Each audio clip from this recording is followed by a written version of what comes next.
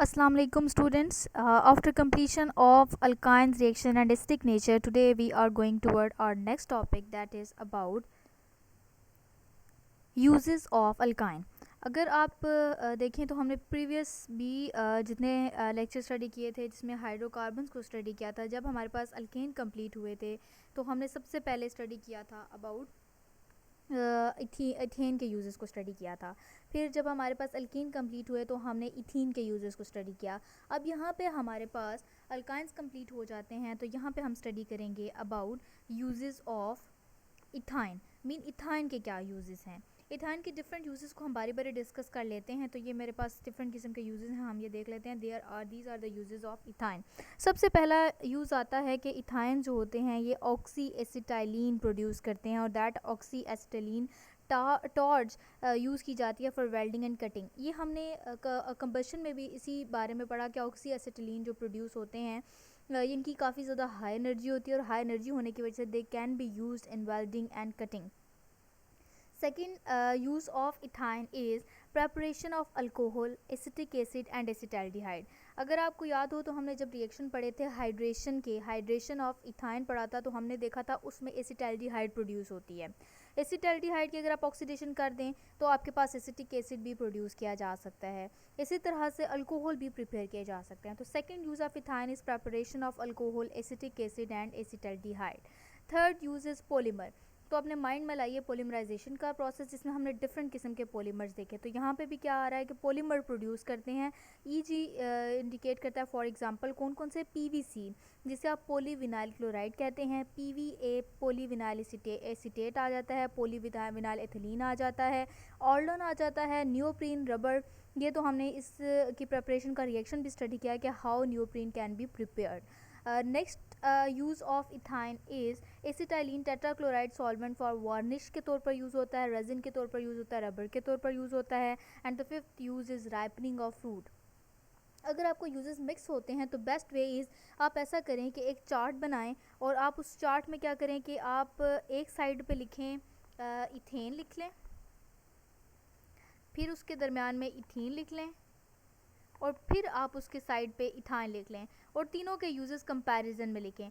जब आप तीनों के यूजेस कंपैरिजन में लिखेंगे तो जो सिमिलर यूजेस होंगे वो आपको याद करना आसान होंगे। तो इथीन में भी हमने पढ़ा था कि वो पॉलीमर्स भी प्रोड्यूस करते हैं, वो सॉल्वेंट के तौर पर भी यूज़ होते हैं। तो there are many similar uses of ethyne with ethene. तो you can experience it by comparing these three types of hydrocarbons. यहाँ तक हमारे पास अल्काइन का पोर्शन कंप्लीट हो जाता है। अल्केन अल्कीन अल्काइन के बारे में हमने इनकी प्रिपरेशन स्टडी की, हमने इनकी प्रॉपर्टी स्टडी की, हमने इनके रिएक्शन स्टडी किए, और इनके यूजेस भी स्टडी किए। अब हमारे पास जो next important thing is that कि हम देखते हैं कि तीनों में से अल्केन अल्कीन अल्काइन में से रिएक्टिविटी का ऑर्डर क्या है। तो next topic is comparison of reactivity of hydrocarbons. Hydrocarbons में अल्केन का रिएक्शन कैसा है, अल्कीन का रिएक्शन कैसा है, अल्काइन का रिएक्शन कैसा है। तो अभी तक जो हमारे पास नॉलेज है हम पहले उसको रिकॉल कर लेते हैं।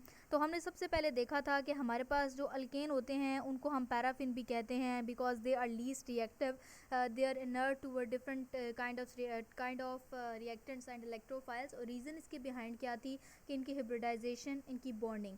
और हमने ये देखा कि जितने भी अल्केन्स होते हैं दे हैव सिग्मा बॉन्ड, और सिग्मा बॉन्ड में इलेक्ट्रॉन्स जो होते हैं काफ़ी ज़्यादा टाइटली हेल्ड होते हैं। न्यूक्लियस का hold on the electron is very strong, nucleus hold on electron is very strong, so these electrons are not available for donation. हमने ये देखा। तो इसी वजह से alkanes are least reactive among different class of hydrocarbon. सारी classes में से अल्केन्स जो हैं दे आर लीस्ट रिएक्टिव। फिर हमारे पास कंपैरिजन आता है अल्कीन्स और अल्काइंस का कि इन दोनों का रिएक्शन का ट्रेंड कैसा है। तो सबसे पहला जो ट्रेंड आता है that is alkenes are most reactive among different class. और यहाँ पे आप देख लीजिए मैंने यहाँ पे मेंशन किया हुआ है टुवर्ड इलेक्ट्रोफिलिक रिएजेंट, ये ऑर्डर होता है आपके पास रिएक्टिविटी का। अल्कीन सबसे ज़्यादा रिएक्टिव हैं, फिर अल्काइंस हैं, और फिर अल्केन्स हैं। अल्केन्स का तो मैंने बता दिया कि अल्केन्स क्यों लीस्ट रिएक्टिव हैं, क्योंकि इनके दरमियान में सिग्मा बॉन्ड होता है, न्यूक्लियस होल्ड करता है इलेक्ट्रॉन्स को वेरी स्ट्रांगली, और इलेक्ट्रॉन्स आर नॉट अवेलेबल, और इसी वजह से बॉन्ड को ब्रेक करना ईजी नहीं होता। अब आ जाता है क्वेश्चन कि हाउ अल्कीन्स एंड अल्काइंस इनका क्या रिलेशनशिप है। अल्कीन्स और अल्काइंस में जहाँ पे सिग्मा बॉन्ड है वहाँ पे पाई बॉन्ड पे होना तो ये चाहिए था कि अल्काइंस को बहुत ज़्यादा रिएक्टिव होना चाहिए था, लेकिन ऐसा नहीं होता। अब क्या रीज़न है, हम देख लेते हैं इसकी। अगर आप देखिए अल्कीन्स को, तो जब मैंने ये रिएक्टिविटी का ऑर्डर पढ़ा था तो वहाँ पे भी आपको बताया था कि जब अल्कीन्स की रिएक्टिविटी को देखें तो अल्कीन्स के अंदर होता है आपके पास alkenes those hydrocarbons that contain double bond, और डबल बॉन्ड का मतलब है कि एक सिग्मा बॉन्ड है और एक पाई बॉन्ड है। और pi bond being weaker bond, इसके इलेक्ट्रॉन बड़े इजीली अवेलेबल होते हैं, और इजीली अवेलेबल होने की वजह से इनके ऊपर इलेक्ट्रोफाइल इजीली अटैक करते हैं। Electrophiles are those species that are electron loving, they can extract easily electron, so electrophilic reagent की तरफ रिएक्शन ज़्यादा अच्छा होता है। असूलन अल्काइन में तो दो पाई बॉन्ड होते हैं। जैसे अगर आप देखिए तो अल्काइन कौन से हाइड्रोकार्बन्स हैं, वो hydrocarbons that have triple bond, और ट्रिपल बॉन्ड का मतलब होता है एक सिग्मा बॉन्ड है और दो पाई बॉन्ड हैं। लेकिन एक सिग्मा बॉन्ड और दो पाई बॉन्ड होने की वजह से यहाँ पे तो रिएक्शन ज़्यादा स्ट्रॉन्ग होना चाहिए, लेकिन ऐसा नहीं होता। तो इसकी reason behind this is that कि जो दो पाई इलेक्ट्रॉन है और एक सिग्मा बॉन्ड है, ऑल्दो ये वीक बॉन्ड है, लेकिन जो बॉन्ड लेंथ है ट्रिपल बॉन्ड की that is very small.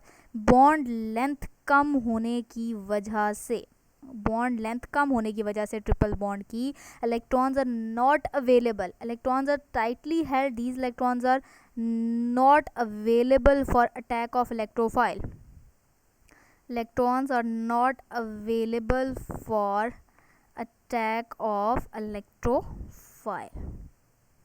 Clear? तो यही वजह है कि alkynes are least reactive as compared to alkyne toward electrophilic reagent. Electrophilic reagent आपने याद रखना है, इलेक्ट्रॉन लविंग रिएजेंट की तरफ ये लीस्ट रिएक्टिव हैं alkynes as compared to alkene. On the other hand एक और ट्रेंड भी डेवलप होता है जब हम बात करते हैं, वो देख लेते हैं, टूवर्ड न्यूक्लियोफिलिक रिएजेंट। तो ट्रेंड जो होगा that will be alkynes will be more reactive toward alkene as compared to alkene, and alkane toward nucleophilic reagent. What is nucleophilic reagent? Those are nucleus loving. तो इन cases में क्या होगा, alkyne will be the most reactive hydrocarbons. तो ये आपने trend याद रखना है कि जब हम इलेक्ट्रोफिलिक रिएजेंट की बात करेंगे तो why they are least reactive, alkynes are least reactive as compared to alkenes, because of shortening of bond length of triple bond as compared to double bond. While in case of nucleophilic reagent electrons are highly available and nucleus loving species can easily extract electron and they can form bond वगैरह वगैरह। तो ये हमारे पास आ जाती है इस तरह की इनकी trend of reactivity. It's important topic कि अल्केन अल्कीन अल्काइन की रिएक्टिविटी का ऑर्डर क्या होता है। होप सो यहाँ तक बच्चों आपको समझ आ गई होगी। तो यहाँ पे हमारा हाइड्रोकार्बन का टॉपिक एंड कर जाता है, फिर हम देखेंगे कुछ मज़ीद इससे रिलेटेड क्वेश्चंस को। तो स्टूडेंट्स आपने ख्याल रखना है अपना और इन चीज़ों को प्रैक्टिस करना है। अल्लाह हाफिज़।